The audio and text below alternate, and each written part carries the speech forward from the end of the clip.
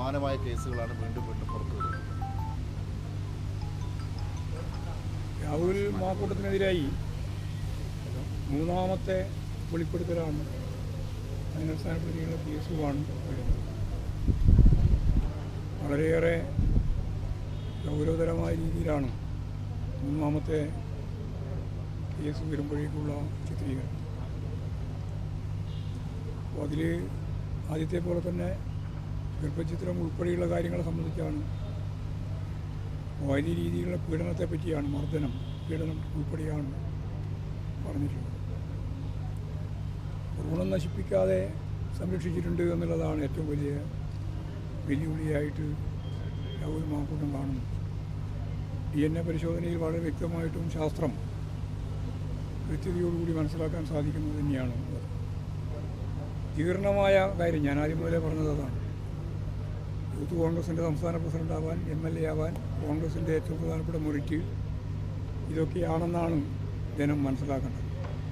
അപ്പോൾ വളരെ വളരെ ജീർണമായ ഒരു അവസ്ഥ അഭിമുഖീകരിക്കുകയാണ്. ഇപ്പോൾ പ്രവർത്തന രംഗത്ത് നിൽക്കുന്ന ആളുകളെല്ലാം വളരെ ഗൗരവപൂർവ്വം തന്നെയാണ് ഇതെല്ലാം കേൾക്കുകയും കാണുകയും ഒക്കെ ചെയ്യുന്നത്. അപ്പോൾ ആവശ്യമായ നിലപാട് അദ്ദേഹം തന്നെ സ്വീകരിക്കട്ടെ. ഇനിയിപ്പം കോൺഗ്രസ് സ്വീകരിക്കട്ടെ എന്ന് പറയുന്ന വലിയ കാര്യമില്ല. കാരണം പറയാനില്ല, അത് പറയാൻ വേണ്ടി മാത്രമേ പറയൂ. പുറത്താക്കിയത് എപ്പോഴാണെന്ന് മനസ്സിലാവണം. ഇതെല്ലാം നടന്ന കാലത്തെ യൂത്ത് കോൺഗ്രസിൻ്റെയും അതുപോലെ തന്നെ MLA ഇതിലൊക്കെ പ്രവർത്തിച്ചുകൊണ്ടിരിക്കുമ്പോഴാണ് ഇതൊക്കെ നടന്നത്. അപ്പോൾ ഞാനതേ എനിക്കിപ്പോൾ ആവർത്തിച്ച് പറയാനുള്ളത് അതാണ്. ഈ ജീർണമായ സാഹചര്യത്തിൽ ഇതെല്ലാം ചേർന്നുകൊണ്ടാണ് പ്രൊമോഷൻ അടിസ്ഥാനമായിട്ട് അവർ രൂപപ്പെടുത്തിയിട്ടുള്ളത്. അതാണ് പറയുന്നത്. അയോഗ്യനാക്കാനുള്ള സാഹചര്യം പരിശോധിക്കുന്നു എന്നാണ് സ്പീക്കർ പറയുന്നത്. CPM അങ്ങനെ ഒരു ആവശ്യം നിയമപരമായിട്ട് പരിശോധിച്ചോട്ടെ. ഞങ്ങൾക്ക് ഒരു ഡിമാൻഡും ഇല്ല. ഇതെല്ലാം ജനങ്ങളുടെ മുമ്പിൽ അവതരിപ്പിക്കപ്പെടുകയല്ലേ, ജനങ്ങൾ കാണട്ടെ, മനസ്സിലാക്കട്ടെ. ഇതിനിപ്പം മൂന്നാമത്തേലേ, ഈ 18 വരാൻ സാധ്യതയുണ്ടല്ലോ എല്ലാം കൂടി. കോൺഗ്രസ് ആവശ്യപ്പെടുന്ന 1, 2, 10, 15 ഒന്നുമല്ലല്ലോ.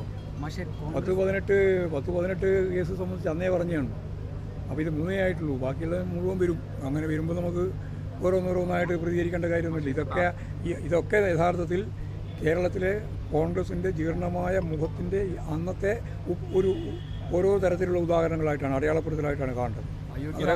നിലപാടാണോ CPM-നുള്ളത്? ഞങ്ങളതിൻ്റെ അകത്ത് ഒരു കാര്യം പറഞ്ഞിട്ടില്ല. ഇതെല്ലാം ജനം കാണണ്ട.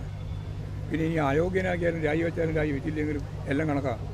അതുകൊണ്ട് കോൺഗ്രസ്സുകാരെന്ത് ചെയ്യുന്നുള്ളതൊന്നും ജനം മനസ്സിലാക്കുമല്ലോ. മനസ്സിലാക്കട്ടെ, അങ്ങനെ വന്നാൽ മതി. അങ്ങനെ വെറുതെ അതിനെപ്പറ്റി ഞാൻ പറഞ്ഞിട്ട് ഞാൻ കോൺഗ്രസിനെ PJ കുര്യൻ അടക്കമുള്ള നേതാക്കൾ പറഞ്ഞത് ശുദ്ധീകരിച്ച് വന്നു കഴിഞ്ഞാൽ വീണ്ടും സീറ്റ് കൊടുക്കുന്നതിനെ പറ്റി ആലോചിക്കുമെന്നാണ്. ആയിക്കോട്ടെ, അവരിപ്പോഴും അവരാലോചിച്ചോട്ടെ.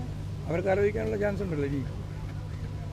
ഇങ്ങനെയുള്ള എല്ലാവരെയും ആലോചിച്ച് തിരിച്ചു കൊണ്ടുവരാൻ അവർ അതന്നെയാണ് ഉദ്ദേശിക്കുന്നത്. സസ്പെൻഷൻ എന്ന് പറഞ്ഞിട്ട് കോൺഗ്രസിൻ്റെ സംഘടന അവർക്ക് മുഴുവൻ നടത്താൻ നേതൃത്വപരമായി പങ്കുവഹിച്ചു പാലക്കാട്. ഇനിയിപ്പോൾ ഇതിൻ്റെ ഭാഗമായിട്ട് വരുമ്പോൾ ജയിലിൽ കിടക്കേണ്ടി വന്നാൽ ജയിലിൽ കിടക്കുക, അല്ലെങ്കിൽ ജാമ്യം കിട്ടിയ സ്ഥാനപ്പെടുത്തിയിൽ പോയിട്ട് കോൺഗ്രസിൻ്റെ സംഘടനാ പ്രവർത്തനത്തിന് നേതൃത്വം കൊടുക്കുന്ന ആളായിട്ട് മാറും. അതിലൊന്നും യാതൊരു ഉളുപ്പുമില്ല. കോൺഗ്രസിൻ്റെ പരിപൂർണമായ പിന്തുണയല്ലേ രാഹുൽ ഉള്ളത്. അന്നും അതെ ഇന്നും അതെ.